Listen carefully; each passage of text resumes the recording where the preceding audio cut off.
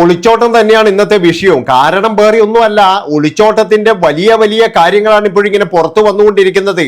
അതായത് നമ്മൾ പ്രതീക്ഷിക്കുന്നത് പോലെ ഒന്നുമല്ല, ഭയങ്കരമായിട്ടുള്ള ഗൂഢാലോചനകളും അതുപോലെ തന്നെ എന്ന് പറഞ്ഞ അവിഹിതങ്ങളുമാണ് ഇതിൻ്റെ അകത്ത് നടന്നിരിക്കുന്നത്. അല്ലാതെ എന്ന് പറഞ്ഞു കഴിഞ്ഞാൽ ഒരു സുപ്രഭാതത്തിൽ അങ്ങ് ഒളിച്ചോടുകയല്ല ചെയ്തത്. വർഷങ്ങളായുള്ള പ്രണയം അതുപോലെ തന്നെയുള്ള അവിഹിതം ഇതെല്ലാം ഇതിന്റെ ഉള്ളിലുണ്ട്. അത് കഴിഞ്ഞിട്ടാണ് ഇവർ ഒളിച്ചോടിയത്. അല്ലാതെ ഒരു സുപ്രഭാതത്തിൽ വന്നിട്ട് എന്നാ കേട്ടാൽ നമുക്ക് ഒളിച്ചോടാം, അങ്ങനെയൊന്നും അല്ല. ഇതൊക്കെ എന്ന് പറഞ്ഞാൽ വളരെയധികം പ്ലാൻ ചെയ്ത് അയാൾ നാട്ടിൽ വരുന്നുണ്ട് എന്നറിഞ്ഞപ്പോഴേ ഇനി ഇവിടെ നിന്ന് കഴിഞ്ഞാൽ നമ്മുടെ രണ്ടുപേരുടെയും ജീവിതം കൈവിട്ട് പോകും. അതുകൊണ്ട് എന്നാ പിന്നെ നമുക്കൊരു കാര്യം ചെയ്യാം, എവിടെയെങ്കിലും അങ്ങ് പറവകളായിട്ട് പറക്കാം. ഇവിടെയാണെങ്കിൽ എന്ന് പറഞ്ഞാൽ കടവും വാങ്ങിച്ച് 3 മക്കളെ വേറെയും പോറ്റാനാർന്ന്, ഓളാണെങ്കിൽ സ്വൈര്യവും തരൂല. അതുകൊണ്ട് തന്നെ ഈ ഒരു നാശം പിടിച്ച ടീമിനെയും വിട്ടിട്ട് സുന്ദരിയായ ശഹലയുടെ കൂടെ എന്നാ അങ്ങ് പോവാം. അന്യന്റെ ഭാര്യയല്ലേ, കാട്ടിലെ തടി ദേവരുടെ ആന എന്ന് പറഞ്ഞ പോലെ നമ്മുടെ റാഫി എന്ത് ചെയ്തു, കിട്ടിയതും ബെൽച്ചോണ്ട് നേരെ വിട്ടു. പക്ഷേ അത് കഴിഞ്ഞതിന് ശേഷമാണ് ശഹല മനസ്സിലാക്കുന്നത് ഇയാളുടെ സ്നേഹം എന്ന് പറഞ്ഞു കഴിഞ്ഞാൽ ആ ഒരു സ്നേഹമല്ല. ഇയാൾക്ക് വേണ്ടത് എന്താണെന്ന് വെച്ച് കഴിഞ്ഞാൽ പണവും സ്വർണവും അതുപോലെ തന്നെ എന്ന് പറഞ്ഞാൽ അയാളുടെ ശാരീരിക സുഖം മാത്രമാണ്. അല്ലാതെ വേറെ ഒന്നും അയാൾക്ക് വേണ്ട. അയാൾ അതിന് വേണ്ടിയിട്ട് എന്ന് പറഞ്ഞു കഴിഞ്ഞാൽ നല്ല രീതിയിൽ ഉപദ്രവിക്കലും തുടങ്ങി. ഒരു പക്ഷേ എന്ന് പറഞ്ഞാൽ ഈ 10-20 ദിവസം ആ സ്ത്രീ നല്ല രീതിയിൽ അനുഭവിച്ചിട്ടുണ്ട് എന്നാണ് പറയുന്നത്. അതുപോലെ തന്നെ നല്ല രീതിയിൽ മർദ്ദിച്ചിട്ടുണ്ട്. നമ്മൾ കാണുന്ന ഒരു വ്യക്തിയല്ല ഈ റാഫി എന്ന് പറയുന്നവൻ. അവനാണെങ്കിൽ പല തരത്തിലുള്ള കേസുകളിലും പ്രതിയാണ്. അങ്ങനെയുള്ള ഒരു കൊടും ക്രിമിനൽ തന്നെയാണ് റാഫി എന്ന് പറയുന്നവൻ. ഏതായാലും ഇവനി എനിക്ക് വേണ്ട എന്നാണ് ഷഹല പറഞ്ഞത്. അതായത് ഷഹല അവരുടെ വീട്ടിലേക്കാണ് പോയിരിക്കുന്നത് എന്നാണ് അറിയാൻ കഴിഞ്ഞത്. ഏതായാലും ഈ വിഷയം വന്നപ്പോഴേ ഇവരെ ന്യായീകരിച്ചു കൊണ്ടും കുറെ ആൾക്കാർ വന്നിന്.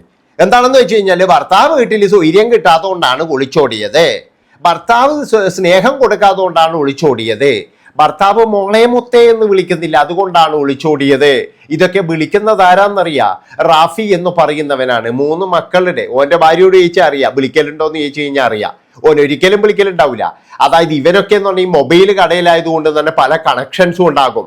അവരോടൊക്കെ ചോറ് തിന്നോ അല്ലെങ്കിൽ പിന്നെന്താ ഇന്ന് കറി വെച്ചത്, കുളിച്ചോ, എന്താ ഡ്രസ്സ്, എന്താ ഇട്ടിരിക്കുന്നത് എന്നൊക്കെ ചോദിക്കാനായിരിക്കും ഇവൻ ഫോൺ ഉപയോഗിക്കുന്നത്. ഏതായാലും ഇതുപോലെ ചോദിക്കുന്ന ഒരുപാട് ആൾക്കാർ ഉണ്ടാവുകയും ചെയ്യും അവന്റെ കസ്റ്റഡിയിൽ. അപ്പൊ ഈ സ്ത്രീ ആണെങ്കിൽ വിചാരിച്ചത് എന്താ അറിയാ, എന്റെ ഭർത്താവിനെ കാട്ടി ഭയങ്കര സ്നേഹമാണ് ഈ വിദ്വാൻ, അതുകൊണ്ട് പിന്നെ ഇവന്റെ കൂടെ പോയി കഴിഞ്ഞാൽ പിന്നെ സ്നേഹത്തിന് ഞാൻ എവിടെയും ദാഹിച്ച് അലയേണ്ട ആവശ്യമില്ല.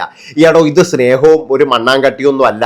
അതായത് ഇതൊക്കെ എന്ന് പറഞ്ഞു കഴിഞ്ഞാൽ ഈ സ്നേഹം എന്നൊക്കെ പറഞ്ഞ് ഇങ്ങനെയുള്ള സ്നേഹങ്ങളുടെ ഇതൊക്കെ കാമാണ്. അല്ലാതെ നമ്മൾ വിചാരിക്കുന്ന പോലെ ഇതല്ല എല്ലാ കുടുംബത്തിലും എല്ലാം. ചില ഈ എന്താ പറയുക തൊട്ടി വ്ളോഗും അതുപോലെ തൊട്ടി സീരിയലും കണ്ടിട്ട് ചിലതെന്ന് പറഞ്ഞു കഴിഞ്ഞാൽ മനസ്സ് മുഴുവൻ എന്ന് പറഞ്ഞു കഴിഞ്ഞാൽ ഇതുകൊണ്ടാണ് നടക്കുക. അതായത് സീരിയലൊക്കെ കണ്ടിട്ട് അയ്യോ എന്തൊരു സ്നേഹമാണ്, നോക്കറ അവൻ റൊമാൻറ്റിക് ആണ്, എന്ത് റൊമാൻറ്റിക്, അത് സീരിയൽ അഭിനയമാണ്. അതുപോലെ തന്നെ എന്ന് പറഞ്ഞാൽ നമ്മുടെ നാട്ടിലുള്ള കുറെ തൊട്ടി വ്ളോഗർമാരുണ്ട്, ഫാമിലി വ്ളോഗ് എന്ന് പറയുന്നത്. ആകെ അരമണിക്കൂറേ കാണിക്കുള്ളൂ. അരമണിക്കൂർ കഴിഞ്ഞ് അവരുടെ വീട്ടിൽ എന്ന് പറഞ്ഞാൽ മുടിഞ്ഞടിയാണ്. അതൊന്നും അവർ വ്ളോഗിൽ കാണിക്കത്തില്ല. പക്ഷെ എല്ലാവരും പറയുന്ന അവന്റെ സ്നേഹം കണ്ട, ഇവന്റെ സ്നേഹം കണ്ട, എന്റെ ഭർത്താവ് എന്താ ഇങ്ങനെയായിപ്പോയി എന്റെ ഈശ്വര എന്ന് പറഞ്ഞിട്ട് ഇവിടെ ഇങ്ങനെ ഉരുകി ഏതെങ്കിലും ഒരുത്തൻ ചോറ് തിന്നോ ചോദിക്കുമ്പോൾ അത് ബംഗാളിയാണോ അല്ലെങ്കിൽ മലയാളിയാണോ ആസാമിയാണോ എന്നൊന്നും നോക്കാതെ ഇറങ്ങിപ്പോകുന്ന കുറെ കോതറകളുണ്ട്. ഉള്ള കാര്യം എന്താ പറയുന്നതിന് ആദ്യം തന്നെ എന്താ വേണ്ടതറിയാം, അതായത് ഇവരെയൊന്നും അമിതമായിട്ട് ആരും സപ്പോർട്ട് ചെയ്യരുത്. എന്താണെന്ന് വെച്ചാൽ നിങ്ങളൊക്കെ പറയുന്നത് എന്ന് പറഞ്ഞാൽ ഇപ്പോഴും പൈങ്കിളി സ്നേഹമാണ്. ഇവിടെ പലരും പറയുന്ന കേട്ടു സ്നേഹം കൊടുക്കുന്ന ഇവിടെ പൈങ്കിളി സ്നേഹം ഇതൊക്കെ. അതായത് ഒരു കുടുംബം എന്ന് പറഞ്ഞു കഴിഞ്ഞാൽ അതൊരു ഒരു ഈ കുടുംബം എന്ന് പറഞ്ഞാൽ കൊണ്ടുപോക്കുന്ന പറഞ്ഞ ഒരു ചെറിയ കാര്യമൊന്നുമല്ല, അതൊരു വലിയ ത്യാഗമാണ്. അതാണ് നിങ്ങൾ മനസ്സിലാക്കേണ്ടത്. അല്ലാതെ ഒരു കുടുംബത്തിനെ അങ്ങ് മുന്നോട്ട് കൊണ്ടുപോവുക അല്ലെങ്കിൽ ആ കുട്ടികളെ വളർത്തുക, അവരുടെ പിന്നെ ഭാവി ജീവിതം ഇതൊക്കെ സ്വപ്നം കാണുക, അതുപോലെ തന്നെ നടത്തുക, ഇതൊക്കെ എന്ന് പറഞ്ഞാൽ ചെറിയ കാര്യമൊന്നുമല്ല. അതിനു വേണ്ടിയിട്ട് 10-40 കൊല്ലം മലരാരണ്യത്തിൽ കിടക്കുന്ന പ്രവാസികളുണ്ട്. അതാണ് നിങ്ങൾ ആലോചിക്കേണ്ടത്. അതായത് 40 വർഷത്തോളം തൻ്റെ മക്കളെയും അതുപോലെ ഭാര്യയെയും നല്ല വീടും മാതാപിതാക്കളെയും എല്ലാവരെയും നോക്കാൻ വേണ്ടിയിട്ട് സ്വന്തം ജീവിതം തന്നെ ഹോമിക്കുന്ന ഒരുപാട് ആൾക്കാരുണ്ട്. എന്തിനധികം പറയുന്നു, നിങ്ങളൊക്കെ വിചാരിക്കുന്ന പോലെ നമ്മളെ യൂസഫ് അലിക്ക വരെ ആദ്യകാലത്തൊക്കെ എന്ന് പറഞ്ഞാൽ അയാള് എന്താ പറയേണ്ടത് പോയിട്ട് 3-4 വർഷം കഴിഞ്ഞാൽ തിരിച്ചു വന്നതെന്ന് പറയുന്ന കേട്ടിട്ടുണ്ട്. അതാണ് നിങ്ങൾ മനസ്സിലാക്കേണ്ടത്. അപ്പൊ ഇങ്ങനെ നമ്മുടെ നാട്ടിൽ ഒരുപാട് പ്രവാസി ഭാര്യമാർ നല്ല രീതിയിൽ ഭർത്താവിനെയും പിരിഞ്ഞ് അവരുടെ ആ ഒരു തിരിച്ചു വരവിന് വേണ്ടിയിട്ട് കാത്തിരിക്കുന്നുണ്ട്. എല്ലാവർക്കും എന്ന് പറഞ്ഞാൽ മറ്റേ ഇതൊന്നും ഇല്ലടാ. അതുകൊണ്ട് തന്നെ ഓൺലൈൻ ആങ്ങളമാരോട് ഏതായാലും അലി മാണിക്കോത്ത് എന്ന് പറയുന്ന നമ്മുടെ ബ്ലോഗർ അലി മാണിക്കോത്തിന് കുറെ ന്യൂസൊക്കെ ഇങ്ങനെ കിട്ടും. അദ്ദേഹം കുറച്ച് കാര്യങ്ങൾ പറയുന്നുണ്ട്, അതൊന്നും നമുക്ക് കേട്ടിട്ടില്ല. അവരെയാണെങ്കിൽ അവരെ ഒന്നിച്ച് ജീവിക്കട്ടെ, അവര് നല്ല ജീവിതം മുന്നോട്ട് നീക്കട്ടെ, അവർക്ക് പ്രാർത്ഥനകള് എന്തൊക്കെയായിരുന്നു. കുറെ ഊളകൾ വന്നിട്ട് കമന്റ് ബോക്സിൽ നിറക്കുകയായിരുന്നു. ഇപ്പൊ കഴിഞ്ഞ ദിവസം നമ്മുടെ ബാലുശ്ശേരിയിൽ നിന്ന് ഷഹല എന്ന് പറയുന്ന സ്ത്രീ 3 കുട്ടികളുടെ പിതാവുമായി ഒളിച്ചോടി പോയി. അവസാനം അവരെ കണ്ടെത്തി ബാലുശ്ശേരി പോലീസ് സ്റ്റേഷനിലേക്ക് കൊണ്ടുവന്നു. അവിടെ വെച്ച് അവരോട് ചോദ്യങ്ങളും കാര്യങ്ങളും അന്വേഷിച്ച സമയത്ത് ഈ സ്ത്രീ ഇപ്പുറം നിന്ന് അപ്പുറം പച്ചയാണ് എന്ന് പറഞ്ഞ് പോയ സ്ത്രീ ക്രൂരമായ മർദ്ദനമാണ് ആ സ്ത്രീക്ക് ഇവരിൽ നിന്ന് കിട്ടിയത്. മാത്രമല്ല ആ കുട്ടിയെ പോലും മർദ്ദിച്ചെന്നാണ് അറിയാൻ സാധിച്ചത്. ആ സ്ത്രീയോട് ഇവന്റെ കൂടെ പോകുന്നോ, ഇവരുടെ കൂടെ പോകുന്നോ, കുടുംബക്കാരുടെ കൂടെ പോകുന്നോ എന്ന് ചോദിച്ചപ്പോൾ കൊന്നാലും അവന്റെ കൂടെ പോകുന്നില്ല എന്നാണ് ആ സ്ത്രീ പോലീസ് സ്റ്റേഷനിൽ പറഞ്ഞതെന്നാണ് വിവരം കിട്ടിയത്. ഭർത്താവ് ഏറ്റെടുക്കാൻ തയ്യാറല്ലാത്തത് കൊണ്ട് തന്നെ സ്വന്തം വീട്ടുകാരുടെ കൂടെ ആ സ്ത്രീ പോയി അറിയാൻ സാധിച്ചത്.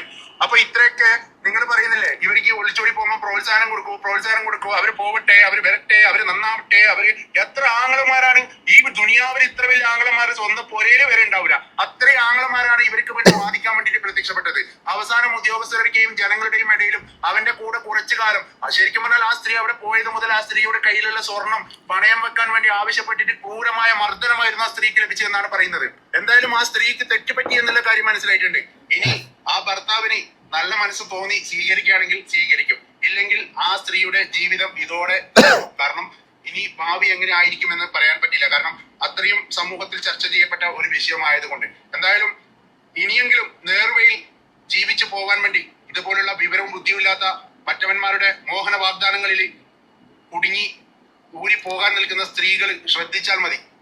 നമ്മുടെ നാട്ടിലെ സ്ത്രീകളുടെ അവസ്ഥ എന്ന് പറഞ്ഞാൽ അപ്പോൾ അദ്ദേഹം പറഞ്ഞിരിക്കുന്ന കാര്യങ്ങളൊക്കെ വളരെ കറക്റ്റ് തന്നെയാണ്. ഇവർക്ക് വേണ്ടിയിട്ട് സംസാരിക്കാൻ വേണ്ടിയിട്ട് ഒരുപാട് ഓൺലൈൻ ആങ്ങളമാരുണ്ടായിരുന്നു.